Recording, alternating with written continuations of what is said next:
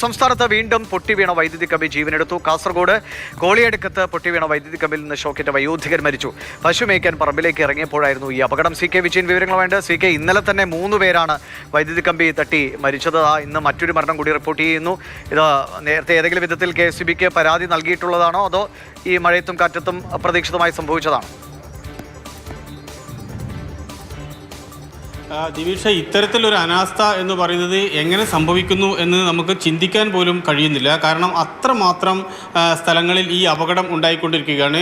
കുളിക്കാൻ തോട്ടിലിറങ്ങിയ കുട്ടികൾ വരെ വൈദ്യുതി ആഘാതമേറ്റ് മരിക്കുന്ന സാഹചര്യം ഈ കോളിയടുക്കത്തേത് കുറച്ചുകൂടി ഗൗരവമുള്ള വിഷയമാണ്. കാരണം ഇത് ഇലക്ട്രിക് കമ്പികൾ, അതായത് ഈ ലൈൻ പഴകി ദ്രവിച്ച് പൊട്ടി വീണതായാണ് പ്രാഥമികമായ പരിശോധനയിൽ മനസ്സിലാക്കിയിട്ടുള്ളത്. ഈ കുഞ്ഞുണ്ടൻ നായർ അയാളുടെ പശുവുമായി രാവിലെ വയലിൽ അതിനെ തീറ്റിക്കുന്നതിന് വേണ്ടി ഇറങ്ങിയതാണ്. അപ്പോഴാണ് ഈ പൊട്ടിവീണ കമ്പിയിൽ തട്ടുകയും അതോടൊപ്പം തന്നെ ഷോക്ക് ഏൽക്കുകയും ചെയ്തിരിക്കുന്നത്. കുഞ്ഞുണ്ടൻ നായർ മരിച്ചു. കൂടെ ഈ മേയ്ക്കാൻ വേണ്ടി കൊണ്ടുവരുന്ന പശു ഈ ഷോക്കേറ്റ് പശു ചാവുകയും ചെയ്തിട്ടുണ്ട്. ഏതായാലും വീണ്ടും ഒരു ഗുരുതരമായ വാർത്ത അല്ലെങ്കിൽ അനാസ്ഥയുടെ വാർത്ത നമുക്ക് റിപ്പോർട്ട് ചെയ്യേണ്ടി വരുന്നു. ഇന്നലെ മലപ്പുറത്ത് നമ്മൾ കണ്ടു. ഇന്നിപ്പോൾ കാസർഗോഡ് രാവിലെ ഈ സമയമാകുമ്പോഴേക്കും ഒരു ഷോക്കേറ്റ് മരണം ഉണ്ടായി.